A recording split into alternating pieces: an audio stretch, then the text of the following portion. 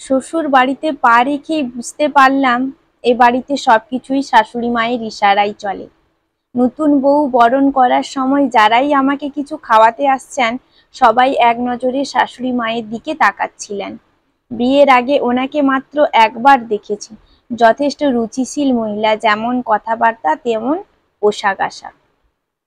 সেদিন রাত্রে আমার স্বামী আমাকে খুব স্পষ্ট ভাষায় বলে দিলেন, দেখো, এ বাসায় কখনো একটা কাজ করার চেষ্টা করবে না। মা যা বলবে সেটাই মেনে নিবে, কোনো জিজ্ঞাসা করা যাবে না, শুধু এইটুকুই চাওয়া তোমার কাছে। সেদিন রাতেই আমার মনে হচ্ছিল কত বড় নরকে পড়তে যাচ্ছি আমি। সারা জীবন নাটক সিনেমার কাছে ভাই বোনেদের কাছে শুনতাম শাশুড়ি শাশুড়িই হয়, ঝগড়াঝাটি ঝামেলা সারাক্ষণ লেগেই থাকে। আমি ভীষণ শান্তপ্রিয় মানুষ। শ্বশুর বাড়িতে প্রথম দিকেই এমন আভাস পাওয়া আমি বেশ ভীতস্তত হয়ে পড়লাম। সমস্ত অনুষ্ঠানাদি শেষ হওয়ার পর পুরো বাড়িতে তখন কেবল আমি, আমার স্বামী সৌর আর আমার শাশুড়ি মা। অফিসের ছুটিও ততদিন শেষ হয়ে আসলো।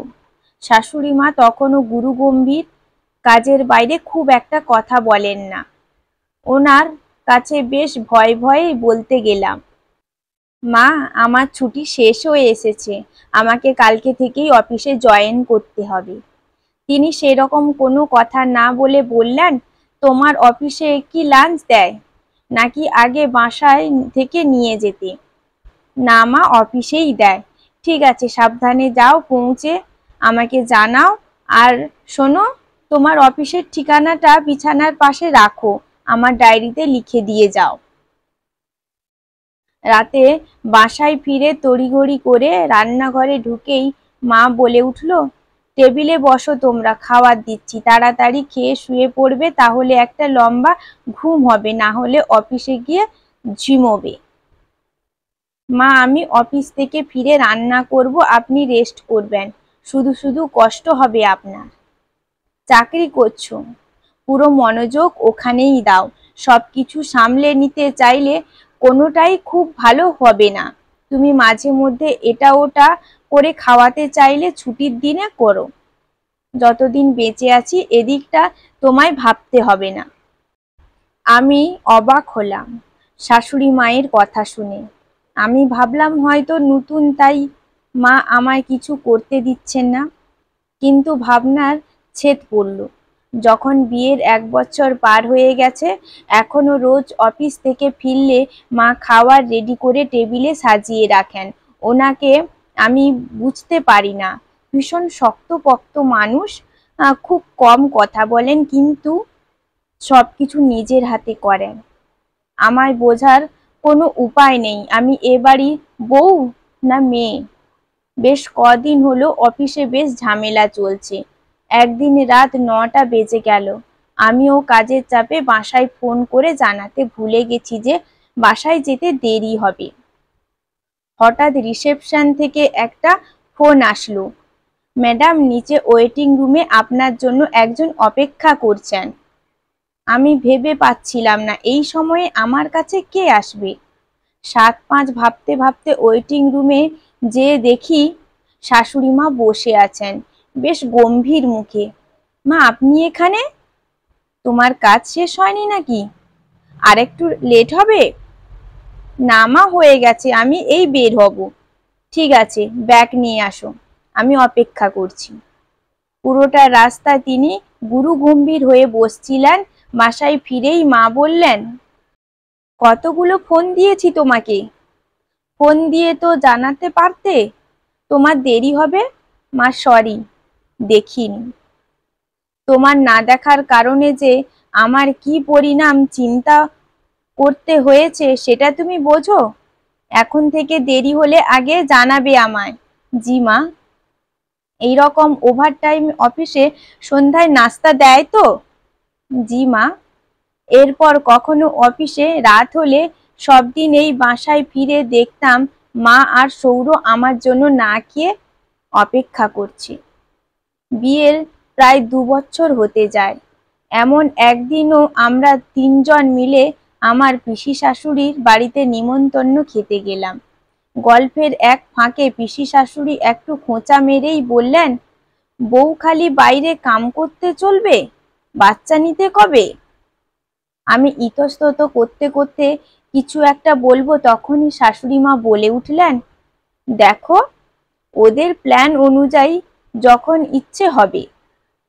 আর সবচেয়ে বড় কথা, ওপরওয়ালা যখন চাইবে তখনই হবে। যেচে যেচে এত গোপন কথা কাউকে জিজ্ঞাসা করো না, ভালো দেখায় না। আমরা না হয় নিজের মানুষ, অন্য কাউকে বললে আবার লজ্জায় পড়তে পারো। মুহূর্তেই পিসি শাশুড়ির মুখ চুপসে গেল। তৎক্ষণাৎ তিনি বলে উঠলেন, বউরে এত মাথায় তুলো না, পরে যখন দেখবে না মুখে ঝামটা দিতে, তখন বুঝবে।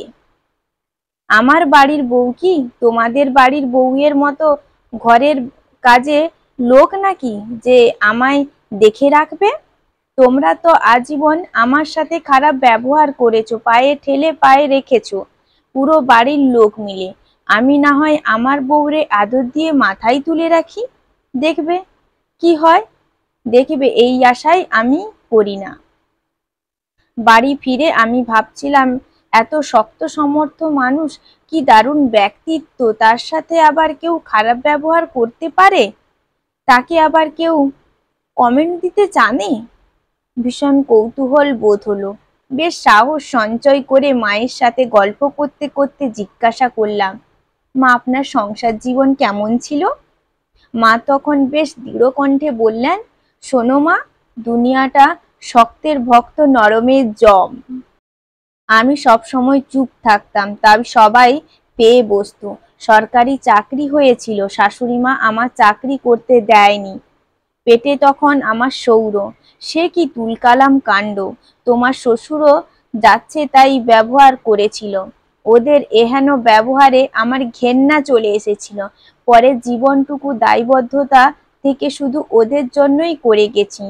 কোনো শ্রদ্ধা কিংবা কোনো ভালোবাসার ছিটেফোঁটা ছিল না। বলতে বলতেই তার দু চোখ বেয়ে জল পড়ছিল। আমি কেবল অবাক হয়ে দেখছিলাম, এত কঠোর মানুষ কিভাবে কাঁদছে। মা তখনও বলছিলেন, শুধু মন থেকে চাইলে আমার ছেলেটা যাতে মানুষ হয়। ছেলেটাও বড় হলো, আমিও বল পেলাম। সবসময় চেয়েছি এ বাড়িতে সৌরর বউ যাতে আমার মেয়ে হয়েই থাকে। নিজে যা পাইনি, আর ছেলের বউ যাতে এই বিভীষিকার মুখোমুখি না হয়। শাশুড়ি তো সবাই হয় রে মা, কজন অন্য বাড়ির থেকে নিয়ে আসা মেয়েটার মা হয়ে উঠতে পারে বলো? অবাক চোখ আর ভীষণ শ্রদ্ধায় ভরে গেল। আমি আমার শাশুড়ি মাকে দেখছিলাম, কি উন্নত একজন মানুষ। আচ্ছা, এইসব শাশুড়ি যদি এই গল্পটার মতো হতো,